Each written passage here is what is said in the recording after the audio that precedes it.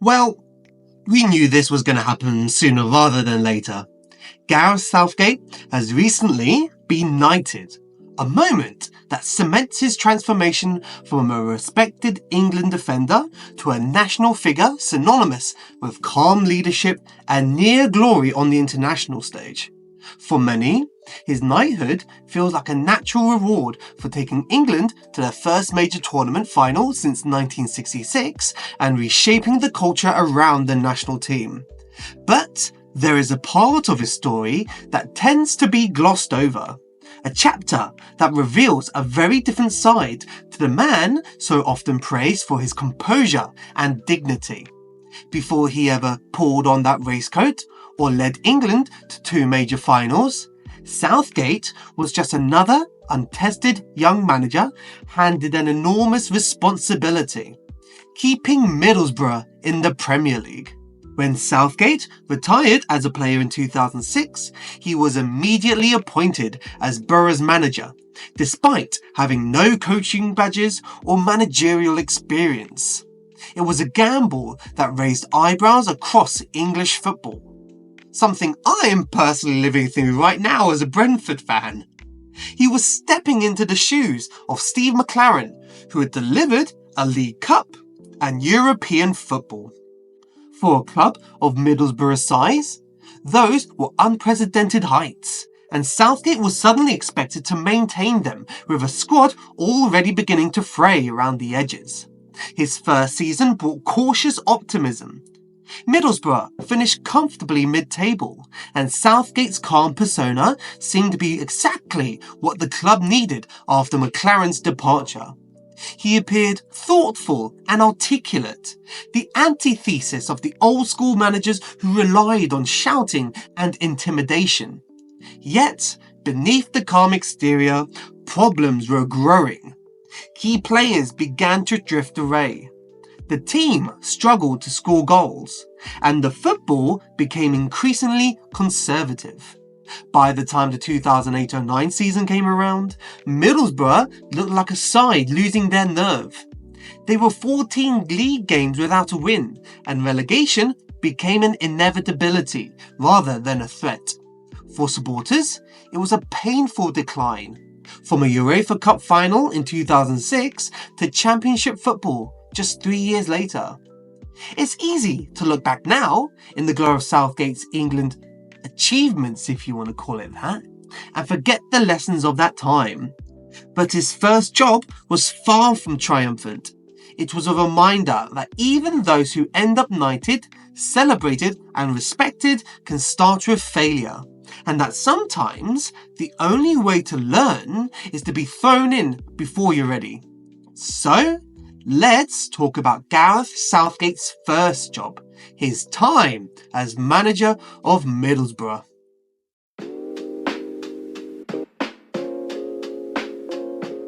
Before he ever stepped into the dugout, Gareth Southgate had built a reputation as one of English football's most reliable professionals.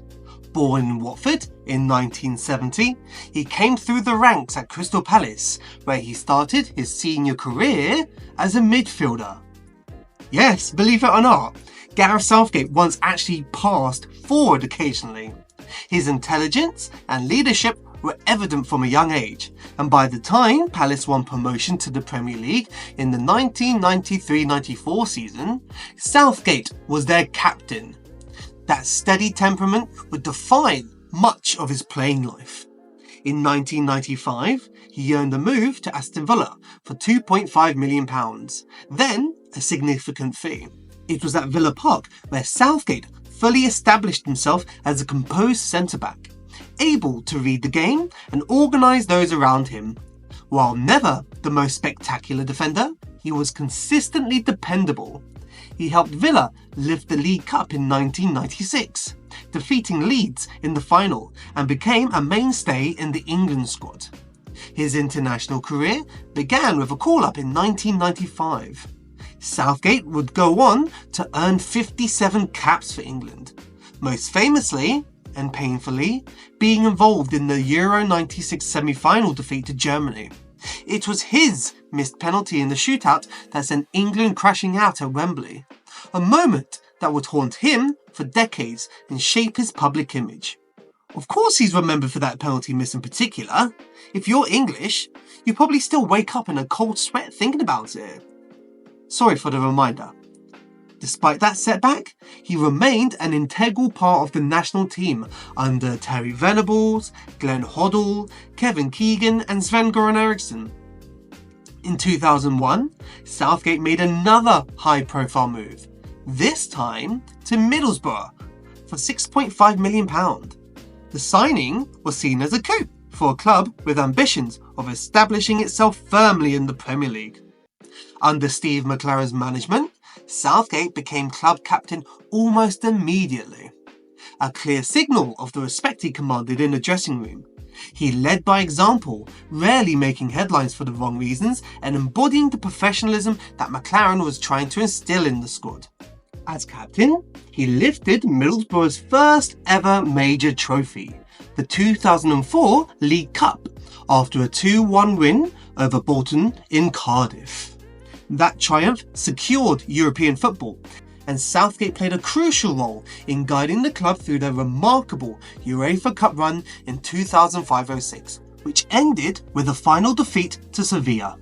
Though they were outclassed in the final, simply reaching that stage was an achievement beyond what many supporters could have imagined. By the time he hung up his boots in 2006, Southgate was widely respected as one of the Premier League's most consistent defenders and a model professional. He had captained every club he played for, earned more than 50 caps for England, and played in 2 major international tournaments. To many, it seemed inevitable that he would move into management or even coaching, given his calm authority and reputation as a thoughtful, articulate figure within the game. However, the decision to appoint him Middlesbrough's manager immediately upon a retirement was still a major gamble, one that would test whether his qualities as a player could translate into success in the dugout.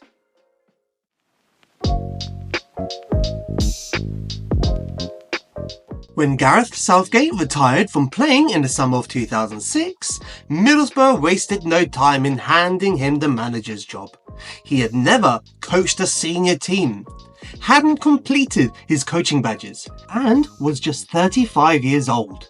Many saw it as a romantic gesture, giving a respected captain the chance to lead from the dugout. But romance rarely guarantees results. At first, things looked surprisingly steady. In his debut season, 2006-07, Borough finished 12th. The squad still had plenty of Premier League experience. Mark Viduka remained a reliable source of goals, Stuart Downing was coming into his prime, and Jonathan Woodgate, on loan from Real Madrid, formed a solid defence alongside Emmanuel Pochettino. That first season would prove to be the high point. Over the next 2 years, the squad slowly deteriorated. Borough lost Viduka to Newcastle and Yakubu to Everton, leaving a huge void up front. Southgate and the club gambled on replacing them with less proven options. One of the most infamous signings came in 2008 when £6 million was spent on Alfonso Alves, the Brazilian striker who arrived with a reputation as a lethal goal scorer in the Dutch league. Alves managed a few flashes of quality, like a hat-trick against Manchester City, but most of the time he looked out of place, often appearing baffled by the pace and physicality of English football. Southgate's teams were frequently accused of lacking ambition. While he was praised for trying to instill a more measured, technical style, too often Borough looked cautious and toothless. Goals became painfully scarce and draws piled up. In the 2008-09 season, Middlesbrough went 14 league games without a win. Even their usually solid defence began to unravel. Among the gloom, there were still glimpses of quality. Stuart Downing remained a creative force on the left, young defender David Wheater developed into a reliable centre-back, and goalkeeper Brad Jones had spells of inspired form. But it wasn't enough to halt the slide. In May 2009, relegation was confirmed after a 2-1 defeat at West Ham. The club had scored just 28 goals all season, an indictment of the cautious approach and a lack of firepower that defined Southgate's reign. Though many expected him to be dismissed immediately, Chairman Steve Gibson chose to keep faith in Southgate for the start of the Championship campaign. Borough began the 2009-10 season well enough, winning 8 of their first 13 matches, briefly topping the table, but performances were rarely convincing, and the mood around the club remained tense. One of the most surreal moments came when Southgate was sacked late one October evening in 2009, just hours after beating Derby County 2-0 to move within a point of first place. Gibson insisted that results were papering over the cracks and that the club needed a fresh direction. The decision felt both inevitable and slightly cruel. Southgate had tried to steady a shrinking club without much support, and in the end, he carried the blame for Middlesbrough's decline. His time in charge is often summarised as underwhelming. Never a total catastrophe, but rarely inspiring. He was a thoughtful, honest manager, but perhaps too inexperienced and too cautious to reverse the club's fortunes once the slide began. In the years that followed, Borough drifted into the Championship, while Southgate disappeared from club management altogether. Looking back, it's clear that his first job came too soon. He was handed a squad in decline and the impossible task of replacing proven Premier League players with cheaper gambles.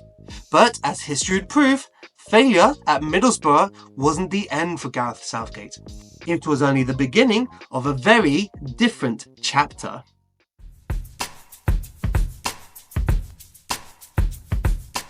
When Gareth Southgate took charge of England's senior team in 2016, he was seen as the antidote to years of dysfunction and scandal.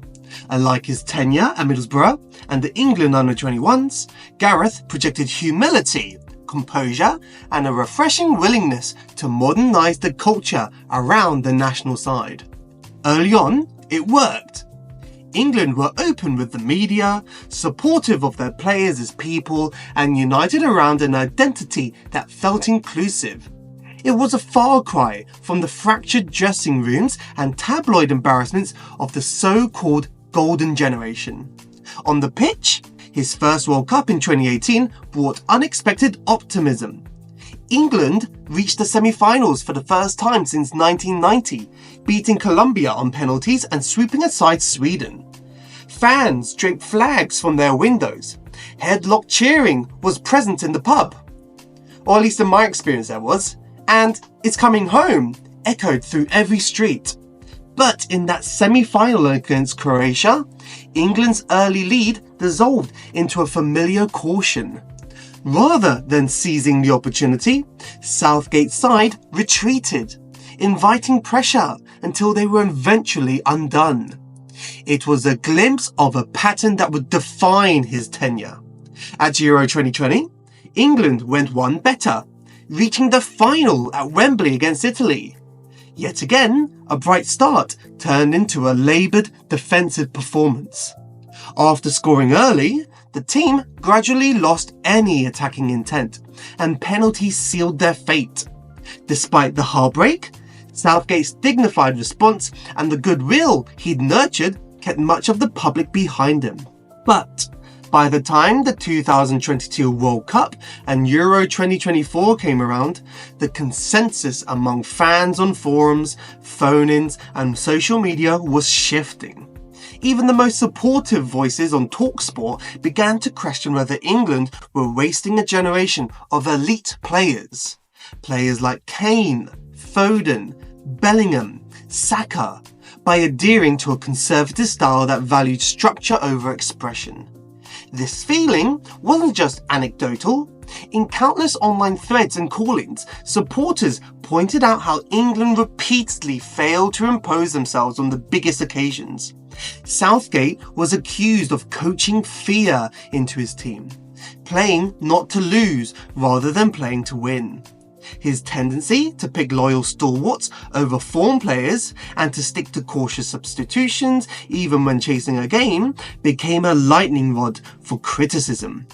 By the time England fell short again, losing to Spain in the Euro 2024 final, many fans were weary of the same script.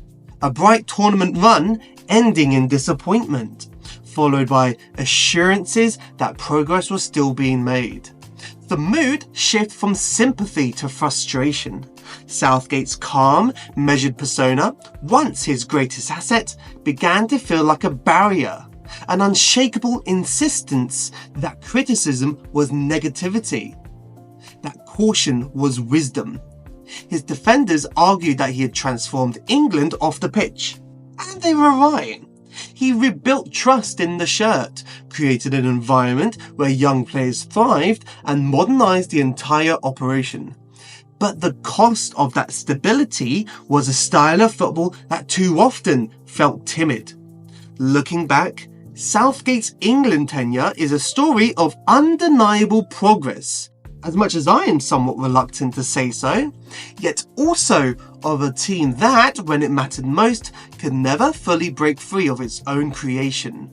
For all the talk of a golden generation, the abiding memory is of a manager who brought unity and respect, but ultimately never delivered the final decisive step. And there we go. Gareth Southgate's story is, in many ways, a fascinating contradiction. On one hand, he has been knighted, joining a pantheon of managerial greats like Sir Alf Ramsey, who won the World Cup, Sir Bobby Robson, who reached the World Cup semi-final and won trophies abroad, Sir Alex Ferguson, Sir Matt Busby, and Sir Kenny Dalglish, all of whom lifted countless trophies. And yet, for all the respect Southgate commands, his CV is missing what defined those other sirs: silverware. It's fair to say his knighthood seems to have been awarded as much for how he conducted himself as for what he actually won. He has been a model of dignity, decency, and composure in a role that has so often devoured reputations. He made the England job feel less toxic and more humane, something no small achievement in an era where scrutiny is relentless. But when you look past the polished public image, there's an undeniable reality. On the pitch, Southgate has been a nearly man. And if you trace that thread back, you find that his time at Middlesbrough was an early version of the same pattern. He inherited a club in decline, tried to steady the ship, and set out to play football the right way. But instead of adapting or daring to take risks, he stuck to a cautious formula that prized control over ambition. It was football designed to avoid embarrassment rather than seize glory. And in the end, it didn't save Middlesbrough from relegation. Fast forward more than a decade, and you could see the same habits creeping into England's biggest matches. A reluctance to change shape or attack proactively. An insistence on trusted players no matter their form. And when criticism inevitably grew, especially after losing yet another final, Southgate seemed to adopt a deflection tactic, framing legitimate questions as disloyalty. Even the players began echoing his narrative in press conferences, talking about the negativity of fans who simply wanted England to play with more courage. That siege mentality stood in sharp contrast to the openness that defined the early years of his England reign. And it became hard to ignore that. In his final tournaments, he looked like a manager more determined not to lose than to win. Looking back now, you see how the story connects. The same steady temperament that made him a likeable figure also led to a risk-adverse style that time and time again fell short. At Middlesbrough, it ended with relegation. With England, it ended with an empty trophy cabinet. And so, Gareth Southgate will be remembered as a manager who, for all his admirable qualities, couldn't quite deliver the triumph that would have truly earned his place alongside the game's knighted icons. In the end, his career is proof that in football, as in life, decency is essential, but daring is what makes history. Thank you if you've made it this far into this video. Hope you enjoyed it. As always, like, comment, subscribe, and I'll see you soon.